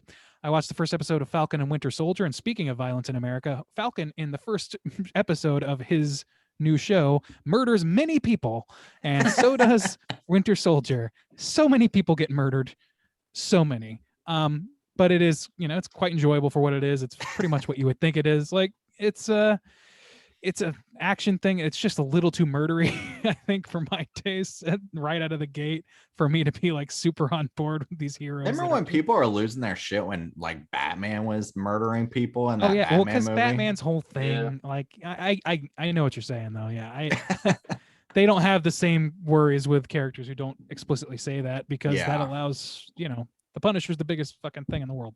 So anyway, I'm yet to be seen. I feel like Falcon and Winter Soldier is going to be an okay show, not quite up to snuff with WandaVision. That's going to set up yet more bullshit for, Joss Whedon or somebody in less trouble to knock down later in a movie. All right. Next, I watched Tread. Have you guys heard of this documentary, Tread? No. This is a very fucking interesting documentary. I think you guys would quite enjoy. It's about a gentleman in, oh God, where was it? Dakota, one of the Dakotas. I don't remember. He's somewhere, up northern U.S. who, you're introduced to. He seems like a genial guy. He's big into snowmobiling and all this shit. But the end of the story is him basically building a tank on the outside of a giant bulldozer and just bulldozing the shit out of his town and trying to kill a bunch of people that he has imagined God wants him to kill. So that's nuts. God. Yeah, it is extremely interesting, and they go really deep. It's like an Did he hour kill and a half. anybody? I won't say. That's for you to okay. determine for yourself. But it was I remember the story breaking, but it was like, even in the movie, they're like, well, the day after this, Ronald Reagan died, so there was no more news coverage after this. So it just kind of like fell off the map for people. So but it's it's an an older extremely thing. interesting like character study of a documentary, and it's an hour and a half, or 2 hour, hour and a half, 2 hours. So it's not like the Netflix model of like 7 hour-and-a-half episodes to tell you they don't know what's going on. It is so crazy that like so much wild shit happens in the United States that a man building his own tank and bulldozing his own town isn't something we even are aware of. Dude, yeah, it is. And the thing is, oh man, I have so many thoughts on this that I can't get into right now. So many thoughts. But that's just moving how along, much wild shit happens. Dude, people deify their he's a small business owner, and when your shit doesn't go his way, his answer is to build a fucking tank. There you go. Yeah, it's the only answer, really. God wants it. Anyway, also watched the documentary Behind the Curve yet again, to introduce Becky to it. That's the Flat Earth documentary that came out a few years ago, which is pretty unforgiving and pretty Schadenfreude level of viewing. You get a little thrill from seeing people say and do things that are patently silly, in my opinion. Yeah, I don't want to go too deep down that rabbit hole. Check it out if you're at all interested in how people can believe the Earth is flat. This might illuminate some reasons why. I'll say that. And then last but not least, I've been watching a lot of Adult Swim little small programming from a man who I know from the Chris Gethard show, back when it was on. His name is Joe Pera, and Joe Pera is on Adult Swim doing like these usually 15 minutes to half hour. He has a little bit of a series going, and it's like really funny shit to me. He's like the premise is that he's the squarest man in the world. He's the most like demure, quiet, soft-spoken man, and he's into shit like, I don't know, like he does a whole episode about people who go to breakfast and what breakfast is like, and he'll go and he'll just talk to, it's really difficult to explain, but it's exceedingly charming and calming. It's like fucking zen. It's great. I recommend it. There's a show in particular, an episode where it's Joe Pera talks you to sleep and Joe Pera talks you back to sleep, where he just talks and just says all kinds of wild shit that's really, really amusing, but also extraordinarily calming. It's good shit. Joe Pera, check him out. Okay, I'm done. Sorry, that was so long. Nah, no worries, man. Juice, what you been watching?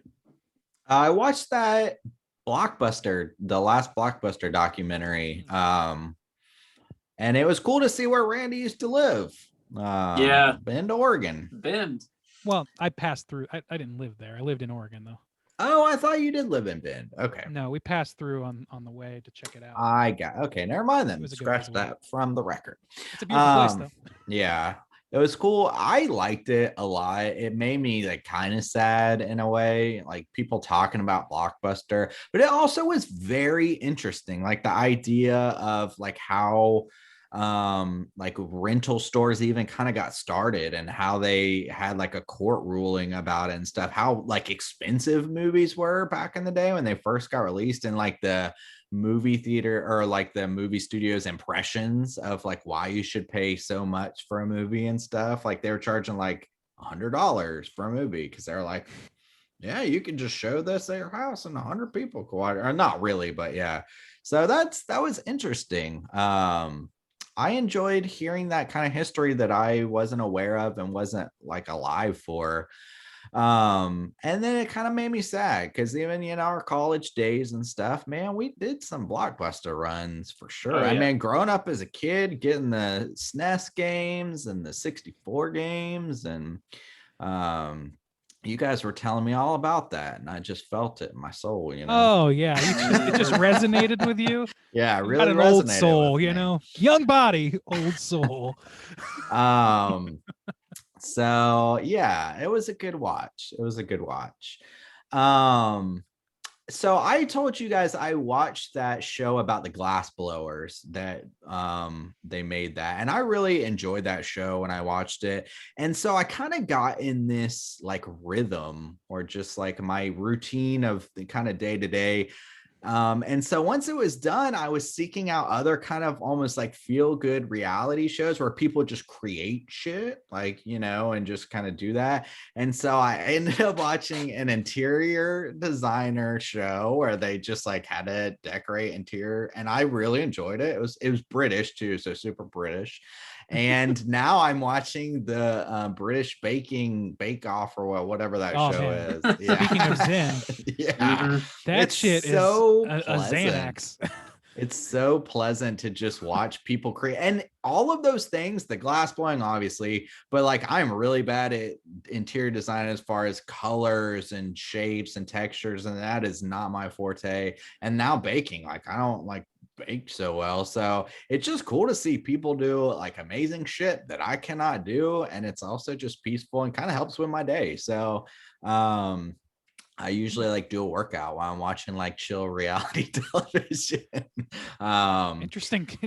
Most people get pumped. You like to zone out, I guess. Let me recommend something to you then, based on what you just said.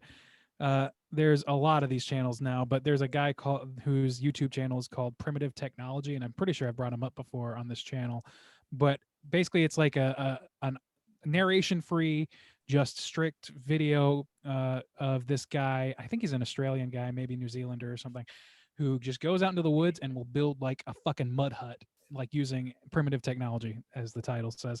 And it is super, super engrossing to just sit and watch. And it, again, is like that total calm of like seeing somebody who's just calmly doing what is really kind of amazing, especially in today's world, and just doing it with the proficiency of somebody who just knows how to do it. Like, it's just really interesting to see somebody make that kind of shit. I enjoy that stuff. Apparently, like I really enjoy watching people work and be creative and just do their own thing, and then like comparing it to other people's things. And it's not like one's better, one's worse, but it's fun to be like, I don't know. So I've been doing that and it's been enjoyable. The only other thing, I've been on this whole Zelda kick, and so I've been watching a ton of like, now I'm getting into like Zelda ROM hacks, and I showed Randy one that was like one of my favorites, where it took the very first Zelda game, which I had mentioned playing before, and how it's so flat and like old and dated, but it still got this like charm and like very impressive. And somebody took that and essentially made it almost like a link, like a SNES version, like a Link to the Past, and it looks fantastic. I'm gonna try and download it if I can and play it. I think it's pretty much like the same gameplay, but it's kind of similar idea that people did with Link's Awakening, whereas on Game Boy, and then they made it look much better. So I love that people do that shit, man. I love people being creative and just essentially, I think it's like for free, just for fun. Like, I'm gonna make this crazy Zelda game look better. It's like, great. There's Thank people you. that have been working on an Unreal Engine version of Ocarina of Time for like I've seen like 20 the years. clips from Like, it. Yeah, that's that crazy. shit looks amazing. So yeah, that's about all I've been watching and doing. Bob, what have you been watching? Any Baby Blues to speak of? I've been watching a few things. One, Baby Blue. I picked up a copy of Fright Night 2, which I'd never seen before. Okay. Came out in the 80s, pretty solid. Old Charlie Brewster grows up, he goes to college, and Jerry Dandridge's sister is a vampire that rolls into town, and she decides that she wants to try and convert Charlie Brewster into a vampire. So she's working on him doing that. She's got this So like Brewster. Totally. She's got this like werewolf dude who like stalks around with her, and like makeup's like pretty solid on the werewolf. There's a couple gags toward the end of the movie where like one of the vampires melts. It like looks incredible, like super well done. Some really solid practical effects. The movie in and of itself is like, it's a solid sequel. It's definitely not as great as the original Fright Night, but it's worth watching. Sunray did a triple feature this past week of the Lord of the Rings trilogy, like Thursday, Friday, Saturday night. They showed one of the movies each night. Yeah, I hadn't seen those movies since the movie theater, like when they first came out back in the day. Yeah. So revisited those, and they're still not really my thing. They weren't back in the day. I didn't love them. They're all right. They just don't hold my attention very well. I like, after 2 hours, I'm just like, okay, you could cut a lot of this out. I agree, and which is weird because like I'm a fan. Like, I like fantasy things generally, but I agree with you, Bob. They just never have been my thing either. I love them. Yeah. I don't watch them that often, but those are movies that I definitely like. Those are get shit done movies for me, where I can throw them on and be like focused on a task and do both at the same time really easily. And it also takes like 2 days to finish them, so it's perfect length if I have a big project on my hands. I think those movies are fucking great, and it's weird that you brought that up because I also rewatched Lindsay Ellis's takedown of the Hobbit series and how fucking awful those are. If you haven't seen that, you don't have to watch The Hobbit, any of it, to appreciate this. But there's some videos that she put on YouTube that, I don't know, man, it's so good. It's 1,000 times better than the Hobbit franchise. But I can't. Yeah, I'm shocked that neither of you guys are super into it. Yeah, not really my thing. I also wrapped up watching Stranger Things, all 3 seasons. Finished season 3 just a couple days ago for the second time through it. That show is just so fucking good. I love it so much. Season 3 is still my favorite. I was curious. Really? I was gonna ask you that. Oh my god. Oh, Justin I think he just realized who you really are. I love such a season 3. sad statement. Wow, dude, the monster in season 3 where you get this like blob version of the Mind Flayer, and it's like comprised of all these melted humans, like that is the greatest monster. I love it, dude. I eat that shit up. All the shit with them on, like the Russians, and I love all of it. It's so much fun. Great show. Looking forward to the 4th season, which I don't know if that's coming out this year. I kind of hope it is, but We'll Those find kids out. are know, like man. gotta be getting old. Dude, yeah. How long are they gonna keep this train a rolling?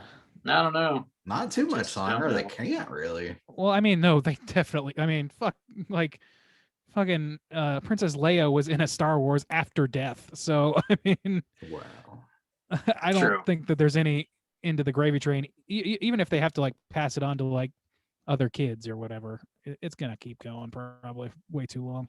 It's my suspicion. We'll see. The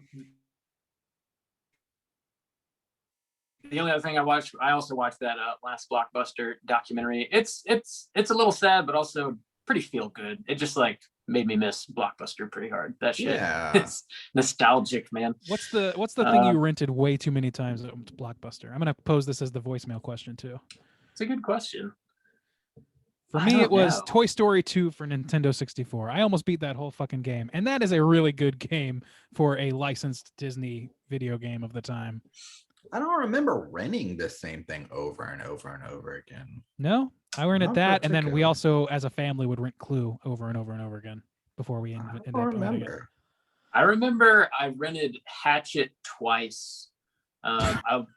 I watched it by myself and loved it, and then like a week later, I rented it because I had to like make Mike watch it. And I was like, dude, watch this fucking movie with me. I remember you saying that to me too. He's like, you gotta watch this, and then like Yeah. I didn't, and then like a year later, you were like, it's okay, or some shit like that. You were like a notably different tone about it. And I was like, what were you trying to like fuck with me? It's like, what's happening? I remember, man, that's how I used to binge. I got into a lot of shows. I remember Breaking Bad. I watched Breaking Bad from Blockbuster. I would go rent the individual disc. Mad Men, 30 Rock. I just like burned through all of those shows. Maybe Parks and Rec, The Office. I started watching The Office from Blockbuster. Isn't that crazy? Wow. Yeah, that is. That is crazy. Damn. I never is- did that. Never Yeah, rented. you had the TV crazy shows. deal where it was like, unlimited, 2 at a time or some shit. Yeah, like that. late. Yeah, Like in late. your Like right twilight before they years. closed. Yeah. Yeah. Yeah, Yeah, that was a solid- good deal, and then they could do that without the disc part, and it was like, oh well. Oh, I can just stream this shit. Yeah. Solid hotline screen prompt there. Yeah, what did you rent from Blockbuster? Like, what was your repeat rental, or if you have just any other random Blockbuster related story, let us know. Did you used to work there? What was it like working there? Does busting make you feel good? Explain how. Does busting make you feel good? I be stroking. So yeah, speaking of hotline prompts, let's go ahead and jump over to our hotline screen. Hotline screen.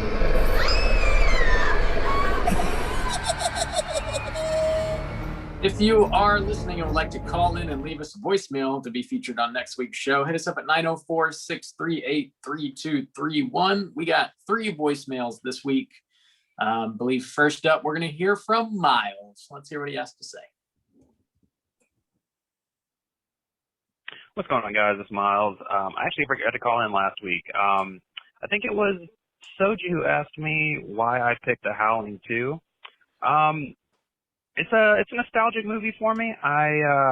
When I was really young, werewolves were my favorite monster. So any werewolf movie, I would watch, no matter how terrible it was. And yeah, The Howling is one of the few werewolf movies with sequels. It's one of the few that's actually a franchise. So yeah, that would be my Friday nights in 4th or 5th grade, going to Blockbuster, renting a Howling movie, and then watching it at my grandma's house. And I didn't pick the first Howling because I feel like you guys will get to that one eventually. That's a classic. I don't see how you guys won't review that one eventually. I didn't see you guys getting to any of the sequels, so that's why I picked the second one. It is probably one of the wackiest ones. I know you had a call last week that was saying 3 is about as wacky, if not wackier. It's been a while since I've seen it, but probably. I know they have the same director, so yeah. But yeah, that's why I picked 2, for the goofiness factor and just the fact that I figured you guys would get to 1 eventually. But yeah, no, I saw pretty much every werewolf movie, the entire Howling series, American Werewolf in London, and its sequel. A lot of people don't know American Werewolf in London had a sequel, American Werewolf in Paris, Project Metal Beast. Yeah, so there's a lot of terrible movies I could have picked for you guys to watch, but I'm glad you guys had fun with it. But yeah, keep doing what you're doing. Talk to you guys later. Cool. Thanks, Miles. Yeah, thanks, Miles. I did pick up a copy of The Howling 3. I hadn't finished watching it. I watched about 30 minutes of it today. I was enjoying it quite a bit, actually.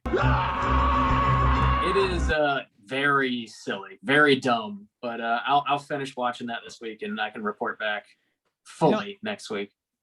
I think we're kind of all glossing the fact that 4th and 5th grade Miles was watching one of the most Yabo-laden films that we've reviewed. That's true. At his grandma's house. At grandma's house. Grandma was hip. Yeah. I like the context, at least, because I was curious. We happened to see American Werewolf in London on last night, and we were talking about watching American Werewolf in Paris, which I've never seen. So yeah, that's kind of cool. Yeah, sweet deal.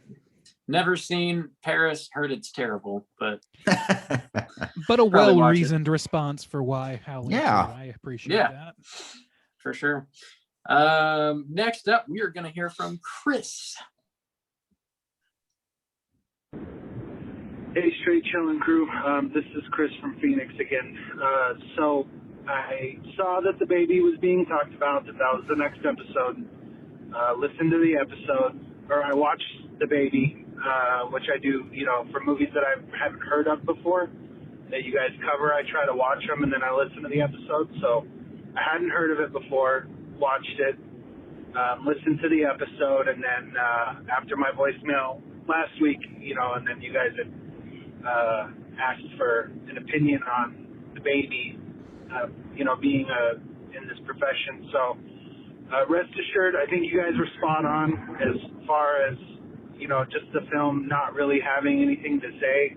I think overall it was maybe not intended to be exploitative, but I mean, that's the way it really felt. So one thing that you guys did touch on in the episode when you were talking about the baby, though, that I think that you were spot on about was, I can't remember who was talking about it, but at that time in the 70s with behavioral health the way that it was, it really was a lot different. And you guys talked about the Cropsey documentary, and if I remember correctly, the hospital that was showcased, that was talked about in the Cropsey documentary, was called Willowbrook. And Willowbrook is kind of a big deal for people that are in this field. And in case you don't know, Willowbrook was a mental hospital in New York. Back then, people, they wouldn't know how to identify or treat mental illness really well, so they would just, like, a lot of family members and stuff, they would just be shunned away to these places and locked up, and then, parents and siblings, they wouldn't visit them. And then Geraldo Rivera, before he became a bloviated political figure on TV, he did an expose early in his career. He did an expose on a hospital, that hospital Willowbrook, and showed really deplorable conditions. A lot of people just in the dark. I mean, hundreds of patients just in the dark, covered in their own filth, hungry, cold. And then I think that when the hospitals got emptied out en masse, I think it was a knee-jerk legislative act, just because everybody was really so horrified about, what these places were doing. So I think that the product of that would be movies like Baby, where, people saw the expose and they didn't really, a lot of unknown, like they were just coming up with these like grandiose and really extreme scenarios pertaining to, mental health. And Chris's time got spent right there, but that was a good 3 minutes. That was interesting. Very interesting. I'm glad he called. Have you guys seen any of that footage from Willowbrook? I haven't, but I want to look it up now. And I assume be prepared, because it's extremely graphic and sad. Going in. But that is very, very interesting. I force myself, like I know when things, but when they're real and they affect like even things today, I think it's important to force yourself to do it. I mean, because it's important otherwise for that it's context, just, especially like because we were so kind of like trying to figure out that movie. I think that it's good to hear from somebody who's, you know, involved with behavioral health, just to sort of set the record straight on that a little bit, at least. Yeah, from because his we thought we perspective. were being pieces of shit. I mean, I was just worried that maybe we were missing some vital key Yeah. that unlocks why this isn't horrible. Yeah, why a lot of And people seem to like it. I feel validated, and that's really I don't think we that's missed really it. the main thing. We're That's the most awesome. important thing. We Yeah, really good at this, guys. killed it.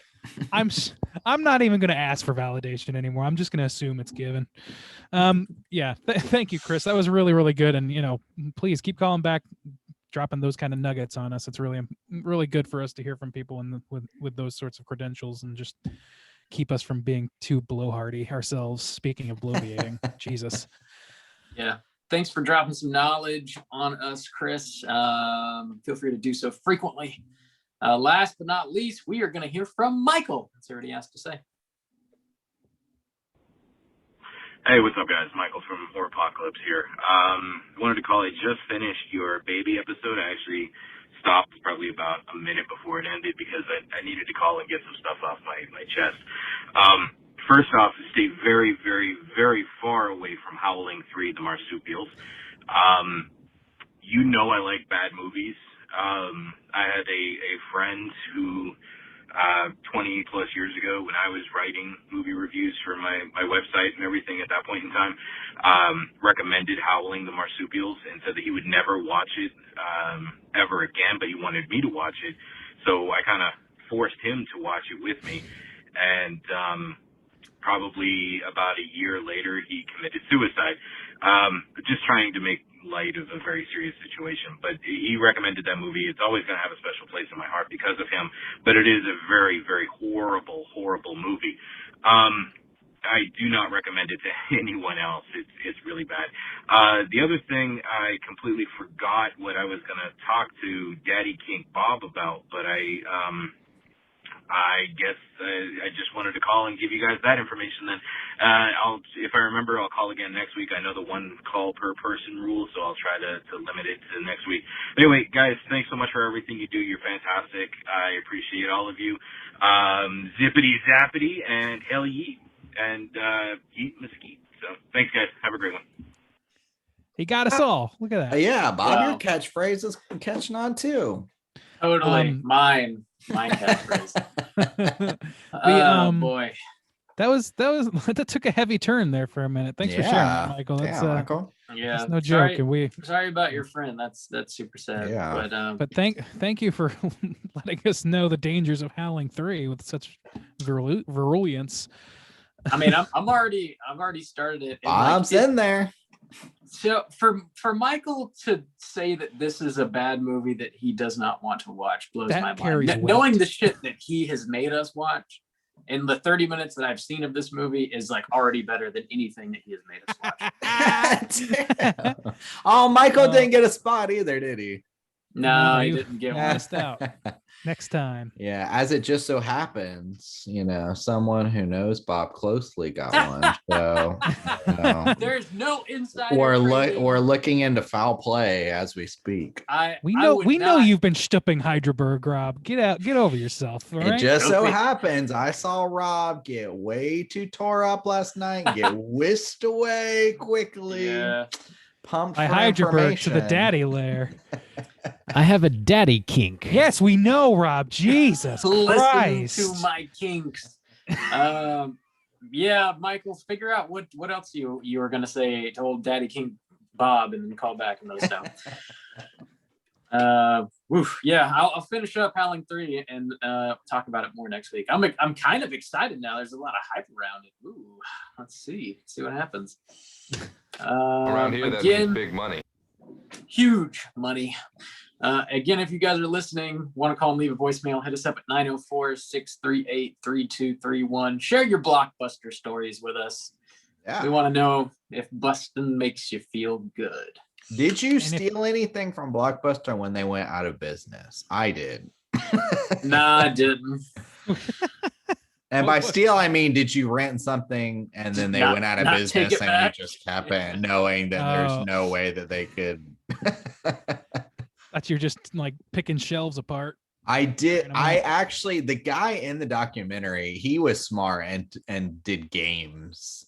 I had some shows and movies that I did. I had them. I might still have them up in the attic where it still has the Blockbuster Nice.